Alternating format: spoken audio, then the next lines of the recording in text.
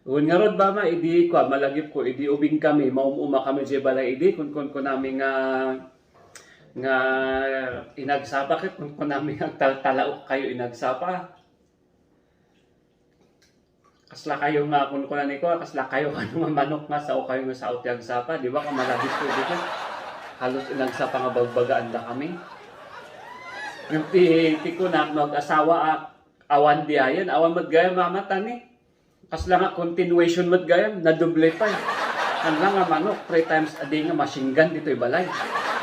So nga maminsan nga ito, kasla kung kunak nga nailaw anak pa yung nagkasawa. Biyan nga talaga ti, biyan nga talaga ti ada asawa na.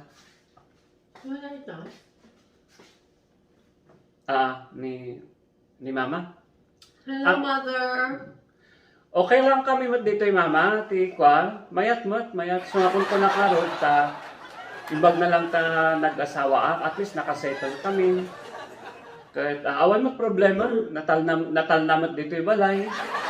Awan mo gusto nga problemahan mi. Kasaom?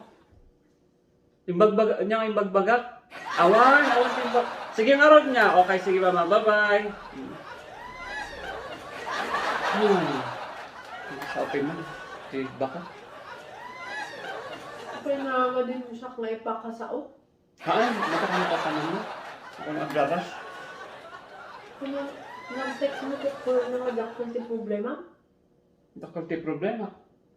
Hoy, niya yung problema. Dakal nga problema? Awan mo tayo mo kung dakal nga problema? Nagdakal problema. Hoy, niya ba ito yung bagbagag? Awan mo? Pipiyapay din tang problema nagdakkel.